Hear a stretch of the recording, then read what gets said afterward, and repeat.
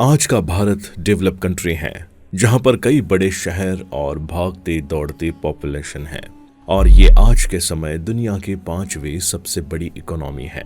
यहाँ पर छोटी गाड़ी से लेकर बड़े हवाई जहाज हैं, जिससे आसानी से एक से दूसरी जगहों पर जाया जा सकता है।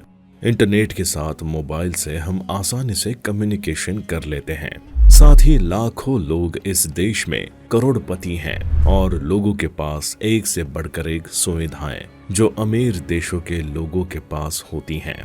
लेकिन जब हम 1000 साल पहले के भारत के बारे में सोचते हैं, तो क्या वो ऐसा था? उस समय ऐसी सुविधाएं मौजूद थी या उस समय के हालात बद से बदतर थे? कई ऐसी बातें जो हमें उस वक्त के बारे में सोचने पर मजबूर कर देती हैं। तो दोस्तों, आज की इस वीडियो में हम इसी पर चर्चा करेंगे। तो जानने के लिए आप हमारे साथ बने रहिए वीडियो के एंड तक। जब हम भारत के इतिहास पर नजर डालते हैं, तो जो भारत आज के समय एरिया के मामले में दुनिया का 7वां बड़ा देश है, वो पहले इससे कहीं बड़ा था। लेकिन इस देश के बंटने से इसका एरिया कम हो गया। आज से 1000 साल पहले भारत पाकिस्तान, म्यांमार, अफगानिस्तान और बांग्लादेश से मिलकर बना था। ये इतना विशाल था कि इस देश पर कई विदेशी आक्रमणकारियों ने इस देश को लूटा, इसके कल्चर को नुकसान पहुंचाया, जिसमें तुर्क, अफगान, मंगोल और अंग्रेज जैसे विदेशी देश थे। इन विदेशी शासकों ने इस देश के टुकड़े किए और उन्हें आज अलग देश का दर्जा प्राप्त है।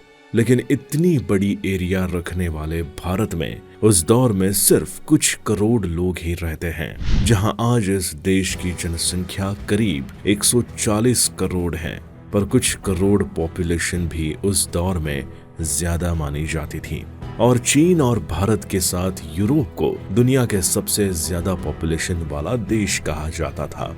उस दौर के कुछ करोड़ों लोगों की जनसंख्या क्या आज के भारत की तरह संपन्न थी या सुख सुविधाओं से लैस थी? ये एक बड़ा सवाल है। जब हम इतिहास पर नजर डालते हैं, तो पता चलता है कि आज से 1000 साल पहले भारत की पॉपुलेशन गरीब हुआ करती थी और उस दौर में आज के भारत की तरह सुख सुविधाएं नहीं थी। ज्यादातर गांव हुआ करते थे। लोग कुछ 100 किलोमीटर की एरिया में ही आ जा पाते थे, क्योंकि उस समय आज के जैसे साधन मौजूद नहीं थे। लोगों के पास बैलगाड़ी और घोड़ा होते थे, जिनके द्वारा वो एक जगह से दूसरी जगह पर जा सकते थे। ये बहुत कठिन था, क्योंकि वो अपने सफर को तय करने में कई दिन या महीने लगा देते थे। जब हम उस समय के लोगों के रोजगार यानी इकोनॉमिक स्थिति की बात करते हैं, तो पता चलता है कि उस समय लोग सिर्फ खेती किया करते थे। उसी से उनकी जीविका चलती थी। खेती भी उनके पास जो होती थी, वो छोटे छोटे टुकड़ों में थी, जिसे वो लोग घरेलू टूल्स की मदद से किया करते थे। यानी एक तरह से कहा जा सकता है कि उस समय आज के जैसे खेती में इस्तेमाल होने वाले टूल्स नहीं होते थे। लोगों के पास कम साधन थे, लेकिन खुश थे। उनके पास पीने के लिए तालाब का पानी होता है, वहीं नदियों के पानी का वो इस्तेमाल करते थे। इसके अलावा जब हम उस समय में खेती की सिंचाई की बात करते हैं, तो बारिश के पानी पर ही किसान डिपेंड रहा करते थे। आज जहां इस देश में हजारों शहर हैं, वहीं उस समय मात्र 10% ही शहर हुआ करते थे। लोग ग्रामीण जीवन जीना पसंद करते थे। ये बात दिलचस्प हो जाती है कि उस समय हर गांव में कई बड़े मंदिर हुआ करते थे और उन मंदिरों में देवी देवताओं की मूर्तियां होती थीं, जिनकी उन लोगों में आस्था थी। 1000 साल पहले के भारत में बाजार भी हुआ करते थे, लेकिन आज की तरह वो मॉडर्न नहीं थे। उन बाजारों में खाने पीने की चीजों और कपड़े के साथ घरेलू सामान भी मिलता था, और इसे उस दौर में चलने वाली मुद्रा से खरीदा जा सकता था। लेकिन अगर किसी के पास मुद्रा नहीं होती थी, तो वो अनाज के बदले भी सामान खरीद सकता था, जो कि काफी अच्छा था। न्याय व्यवस्था के मामले में भी वो दौर अच्छा था।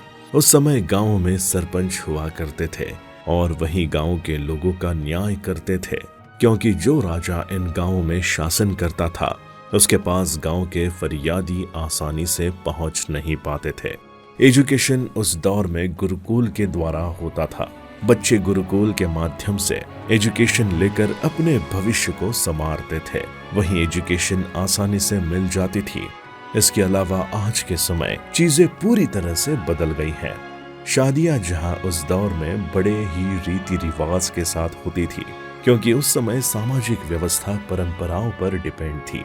साथ ही जब उस दौर के शासन की बात करते हैं तो उस समय इस देश में छोटे छोटे राजा हुआ करते थे और वो कुछ ही क्षेत्र तक सीमित थे। लेकिन अगर हम प्राचीन इतिहास के बारे में बात करते हैं तो उस दौर में कई बड़े राजा हुए, जिनमें राष्ट्रकूट, पल्लव, चोल और चालुक्य वंश के राजा थे। आज से 1000 साल पहले इस देश पर जो राजा शासन करते थे वो कमजोर थे और इसी का फायदा उठाकर विदेशी शासकों ने इस देश का फायदा उठाया, जिसमें तुर्क अफगान जैसे शासक थे। 12वीं शताब्दी में इस देश पर तुर्क शासकों ने अटैक किया और उनका इस देश के एक टुकड़े पर शासन कर रहे पृथ्वीराज चौहान से सामना हुआ, जो कि शक्तिशाली शासक थे। लेकिन विश्वासघात के कारण उन्हें हार झेलना पड़ा और इस देश पर मोहम्मद गोरी, जो तुर्क शासक था, उसका साम्राज्य फैल गया। इसके बाद इसके दास इस देश को सैकड़ों सालों तक अपनी गुलामी में जकड़े रहे। लेकिन इस देश के कई एरियाज ऐसे थे जो काफी ज्यादा खेती में संपन्न थे और व्यापार भी काफी अच्छा था। आज के समय जो चीन हमसे जीडीपी और बिजनेस में आगे हैं, यानी एक तरह से वो एक्सपोर्ट ज्यादा करता है, उस समय ऐसा नहीं था। भारत चीन के मुकाबले इन मामलों में कहीं बेहतर था। भारत से कपड़े के साथ मसाले और कई चीजों का एक्सपोर्ट किया जाता था और मसाले के मामले में ये पूरी दुनिया में फेमस था। और ये भी एक कारण था कि इस देश पर यूरोपियों ने कब्जा किया। भारत प्राचीन समय से मसाले के लिए पूरी दुनिया में जाना जाता है और यहाँ के लोग अपने खाने में मसाले का काफी ज्यादा इस्तेमाल करते हैं। भारत के नॉर्थ ईस्ट के साथ दिल्ली इन विदेशियों के मेन एरियाज थे, क्योंकि ये एरिया काफी संपन्न थे और यही कारण था कि इन एरिया यानी दिल्ली जैसे शहर पर विदेशी कब्जा करना चाहते थे। भारत के नॉर्थ एरिया से सूती कपड़ों का काफी ज्यादा एक्सपोर्ट होता था, जो कि चीन को जोड़ता था, जहां से चीजें यूरोप के साथ मिडल एशिया तक जाती थी। तो 1000 साल पहले भारत कुछ इस तरह का था। अब आप ही तय करें कि 1000 साल पहले का भारत और आज के भारत में आपको और कौन से बड़े बदलाव देखने को मिले और आज के भारत के बारे में आपकी क्या राय है। हमें कमेंट बॉक्स में कमेंट करके जरूर बताएं। और अगर आपने हमारे चैनल को सब्सक्राइब नहीं किया है तो वीडियो को लाइक कर चैनल को सब्सक्राइब कर लें।